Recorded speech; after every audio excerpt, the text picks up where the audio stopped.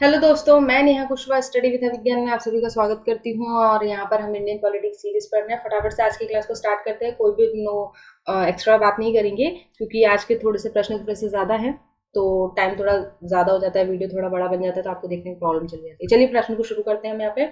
इस प्रश्न में बोला गया है डायरेक्ट कि ऑब्जेक्टिव रेजोल्यूशन जो है उसको आगे जाके जो हमारा संविधान का जो प्रियम्बल बना है उसको कॉन्स्टिट्यूएंट असेंबली में कौन लेकर आया, किसने रखा, उसके बारे में। तो आप सभी के सामने चार ऑप्शन है। ये अगर आपने प्रीवियस वीडियोस देखे हैं तो वहां पर भी इसका आंसर है, अगर नहीं देखे तो कोई बात नहीं, इस वीडियो में देख लीजिएगा। आप सभी के सामने चार ऑप्शन है। डॉक्टर भीमराव अम्बेडकर, उसके बाद बी है यहाँ पे राजेंद्र प्रसाद, उसके बाद सी है यहाँ पे सरदार वल्लभ भाई पटेल, और डी है यहाँ पे जवाहरलाल नेहरू। और मैंने हमेशा कहा है कि जवाहरलाल नेहरू इसका सही आंसर है, क्योंकि जब भी ऑब्जेक्टिव रेजोल्यूशन से रिलेटेड कोई बात आएगी तो उसका आंसर यहाँ पे जवाहरलाल नेहरू रहने वाला है। बढ़ते हैं नेक्स्ट प्रश्न की तरफ।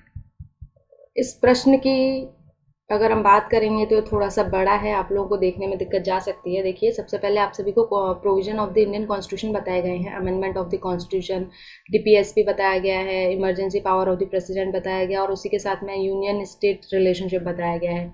और दूसरी तरफ आपको सोर्स बताए गए हैं, आप सभी देख लीजिए इनको। सोर्स में आपको बताया गया है कि कहाँ से, किस कंट्री से लिया गया है। तो यहाँ पर बताया गया constitution of Germany, constitution of Canada और कॉन्स्टिट्यूशन ऑफ साउथ अफ्रीका। तो इस चीज़ को थोड़ा सा देखिए। और फोर्थ में बताया गया है आयरिश कॉन्स्टिट्यूशन। तो किस प्रोविजन को किस कंट्री से लिया गया है, इस चीज़ को थोड़ा सा जैसे आप इसको सॉल्व करने की कोशिश कीजिएगा। तो मैंने आप सभी को पहले भी बोला है कि ऐसे क्वेश्चंस को सॉल्व करने के लिए आप सभी लोग पहले किया कीजिए कि जो आपको आता है आप पहले वो देखिए। देखिए, मेरे को जो आता है मैं वहां से शुरू करती हूँ। हमको ये याद है यहाँ पे कि अमेंडमेंट ऑफ द कॉन्स्टिट्यूशन हमने कहाँ से लिया हुआ है, आप सभी को पता होगा, ये लिया है साउथ अफ्रीका से। ठीक है, तो अब देखिए ए का यहाँ पे सी ऑप्शन है ना। तो ये आप थोड़ा सा याद रख लीजिए। यहाँ ये तो यहाँ पर ए का सी ऑप्शन कहाँ दिया हुआ है, ए का सी ऑप्शन यहाँ पे दो जगह दिया हुआ है, बाकी दो में नहीं दिया हुआ। तो ये सारे तो आप काट दीजिए, दो क्वेश्चन तो पहले आपके कट ही गए। अब आपके ये दो बचे, अब आप डी और सी में से जा सकते हैं। तो यहाँ पर आप अब साथ ही साथ में एक और चीज आपको कंफर्म हो गई है कि डी का आपको नहीं देखना है। क्यों? क्योंकि डी का तो टू दोनों में ही दिया हुआ, आपको बी और सी में से देखना है कोई एक। और अगर हम इसमें बात करें इमरजेंसी की पावर के बारे में, तो मैंने आप सभी से बोला था, प्रीवियस लेक्चर्स में भी डिस्कस हो चुका है कि इमरजेंसी जो है वो जर्मनी से रिलेटेड है, जर्मनी से ही लिया गया है ये प्रोविजन। तो इसमें जर्मनी ऑप्शन यहाँ पे क्या दिया है, सी का 1 दिया हुआ है। तो इसको और थोड़े से अच्छे से देख लेते हैं कि सी का 1 कहाँ पर दिया हुआ है। तो देखिए, आप सभी के सामने जो ऑप्शन यहाँ पे अवेलेबल है उसके अकॉर्डिंग यहाँ पर आपका क्या था कि ये दो तो अपन ने कट कर दिए थे। ठीक है, उसके बाद हमारा बी और सी में कंफ्यूजन था, तो ये ए जो है वो 3 है दोनों में, ये ठीक है। सी का 1 दिया हुआ है कहाँ पर, ये बी में। तो इसका जो सही आंसर है वो बी होगा। क्यों? क्योंकि ए का हमने देख लिया था, सी का जो है वो यहाँ पर हमने देखा कि 1 है, मतलब कि जो इमरजेंसी पावर है वो जर्मनी से हमने यहाँ पे प्रोविजन उसको लिया हुआ है। तो इस तरह से आप आंसर को लगा दीजिएगा। चलिए बढ़ते हैं नेक्स्ट प्रश्न की तरफ। इंडिया जो है, इंडियन कॉन्स्टिट्यूशन जो है वो रिपब्लिकन है। कैसे? तो आप इस चीज़ को बताइए। आपने अगर इसकी मीनिंग को समझ लिया तो आप वैसे ही बता देंगे। जैसे कि मैंने अभी थोड़ी देर पहले आप सभी को बताया था कि डेमोक्रेटिक एंड रिपब्लिक का क्या मतलब था, कि इलेक्टेड पीपल होना चाहिए। भारत की जनता जो है वो अपने ऊपर शासन करने वाले को खुद चुनती है। तो देखिए, इसमें क्या दिया हुआ है, इलेक्टेड टू पार्लियामेंट, नहीं लग गया। दूसरा, प्रोविजन ऑफ फेडरल फ्रेंचाइजी, ठीक है। और क्या बोला गया है यहाँ पे, content of bill of right, नहीं, राइट तो बिल्कुल भी नहीं होगा, है ना। उसके बाद यहाँ पे बोला गया है नो हेरिडिटरी एलिमेंट, बिल्कुल सही है। एक होता है मोनार्की, एक होता है रिपब्लिकन। मोनार्की में अगर हम देखेंगे तो उसका मतलब होता है कि वहां पे वंशानुगत शासन चला आ रहा है, राजा का बेटा राजा बनेगा, राजा का बेटा राजा बनेगा, इस तरह से। लेकिन रिपब्लिकन का मतलब होता है इलेक्टेड टू द पीपल, मतलब शासन करने वाले को चुना जाएगा। तो इसका मतलब है यहाँ पर नो हेरिडिटरी एलिमेंट। तो इसका सही आंसर होगा डी। बढ़ते हैं नेक्स्ट प्रश्न की तरफ। यूट्यूब पर पहली बार सभी 6 पेपर की तैयारी। तो अगर आप लोग एमपीपीएससी की तैयारी करना चाहते हैं तो ये सारी चीज़ें जो नीचे दी हुई है आपको मिलेगी हमारे प्रीमियम व्हाट्सएप ग्रुप पर। तो 20% डिस्काउंट के लिए हमें अभी मैसेज करें दिए गए नंबर पर। धन्यवाद। इस प्रश्न में बोला गया है कि कौन सा स्टेटमेंट जो है वो सही नहीं है। तो आप सभी के सामने चार दिए हुए हैं, ये देखो आर्टिकल के साथ दिया हुआ है। तो आप सभी को अगर आता है तो ठीक है, और नहीं आता है तो ऐसे क्वेश्चन को आप बिल्कुल आंख बंद करके छोड़ दीजिए, क्योंकि अगर आपको आर्टिकल याद नहीं है तो आप इसका आंसर नहीं लगा पाएंगे। तो मैंने इसमें आंसर ढूंढ लिया है। कैसे ढूंढा ये मैं आपको बताती हूँ। इसका आंसर जो है वो सी है। कैसे है देखो, क्योंकि 25 जो है, 25 से 28 रिलेटेड टू किससे है, रिलेटेड टू रिलीजियस फ्रीडम से रिलेटेड है। बट यहाँ पे ऐसा कुछ भी उसके बारे में नहीं लिखा हुआ है, तो यही यहाँ पे क्या होगा, गलत आंसर हो जाएगा। और बढ़ते हैं नेक्स्ट प्रश्न की तरफ।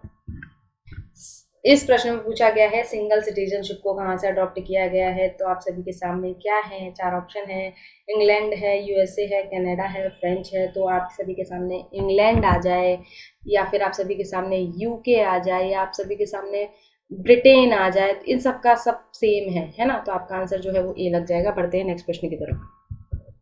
ये प्रश्न आप सभी के सामने है कि भारतीय संविधान में क्या, कितने पार्ट, कितने आर्टिकल, कितने शेड्यूल हैं, ये सारी चीज़ें आप सभी को बतानी है। तो ये तो आप सभी को पता ही होगा।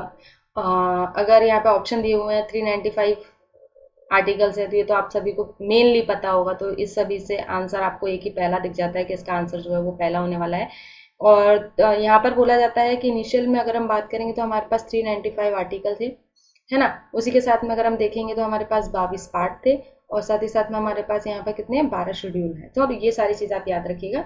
और प्रेजेंट में अगर हम बात करेंगे तो जो आर्टिकल हैं वो 465 प्लस हो चुके हैं। मतलब कि ये है कि अमेंडमेंट अगर हम देखने जाएंगे तो हमारे पास आर्टिकल अभी भी 395 लिखेंगे, लेकिन अमेंडमेंट प्रोसेस जो होती है यहाँ पर कैपिटल ए से जो डिनोट किए जाते हैं, जैसे 9A है उसी साथ में यहाँ पे 9A जोड़ दिया गया है। तो इस तरह से अमेंडमेंट हुआ है, तो वो सारी चीज़ें बढ़ती चली गई हैं, इसलिए इनकी संख्या थोड़ी सी बढ़ गई है। ओके, तो ये चीज़ थोड़ा सा याद रखिएगा। और पार्ट की अगर हम बात करेंगे तो पार्ट अभी हम जैसे कुछ किताबों में यहाँ पे लिखा होता है कि 25 पार्ट है, और यहाँ पे लिखा हुआ है 22 पार्ट है। तो 25 पार्ट का मतलब ये है कि अगर हम देखेंगे प्रेजेंट में तो पार्ट 22 ही हैं, लेकिन जो हमने अमेंड किए हैं उन सबको हमने नेक्स्ट जो पार्ट्स हैं उनमें रखा हुआ है। तो ऐसा पर्टिकुलर कोई पार्ट नहीं है कि 23वां कोई पार्ट है, 24वां कोई पार्ट है, 25वां कोई पार्ट है।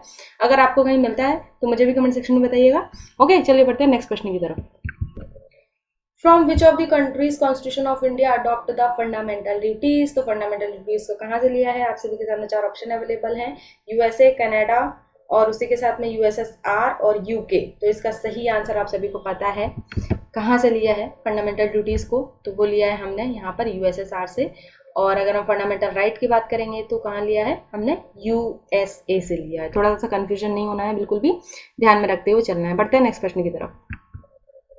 सोशलिस्ट जो वर्ड है वो हमारे प्रियम्बल में ऐड किया गया था, इसका क्या मतलब है, इसका क्या एम है, तो इस सभी का एम आपको याद रखना है। यहाँ पे बोला गया है eliminate the inequality in the economical and political status. बिल्कुल सही है, इसका ऑप्शन ए ही सही है, क्योंकि हमारे भारत देश में अगर हम बात करें तो प्राइवेट और अगर हम बात करते हैं तो पब्लिक सेक्टर्स के बारे में बात करते हैं, तो यहाँ पे इकोनॉमी एंड पॉलिटिकल स्टेटस की ही बात की जाती है ना। अगर आप सभी इसको देखेंगे तो यहाँ पे भी बोला जाता है सभी को फंडामेंटल राइट्स भी प्रोवाइड कराए जाते हैं पॉलिटिकल, और साथ ही साथ में जॉब्स का भी बोला जाता है कि किसी भी तरह से इनसे भेदभाव नहीं किया जाएगा। तो ये आंसर सही है, बाकी के तीन हमें देखने की जरूरत यहाँ पे नहीं पड़ेगी। बढ़ते हैं नेक्स्ट प्रश्न की तरफ। Which of the pairs correctly match, आप सभी से पूछा गया है। तो यहाँ पर आप सभी के सामने चार ऑप्शन अवेलेबल है, Republic, head of the state, hereditary and monarchy.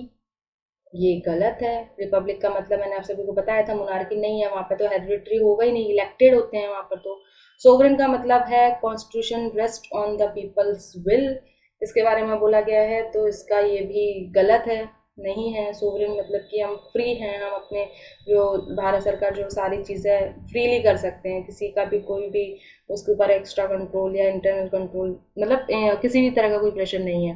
Democratic का मतलब यहाँ पे दिया गया है constitution does not recognize legal supremacy of an another authority. नहीं, बिल्कुल नहीं है, ऐसा भी नहीं है। तो ये भी यहाँ पे गलत हो जाता है। अब तीन गलत हो गए तो देखो फोर्थ तो सही होना ही होना है, उसको पढ़ने की जरूरत नहीं है। यहाँ पे बोला गया secular state is without any religion of its own, ठीक है, मतलब उसका खुद का कोई रिलीजन यहाँ पे नहीं होगा। चलिए बढ़ते हैं नेक्स्ट प्रश्न की तरफ।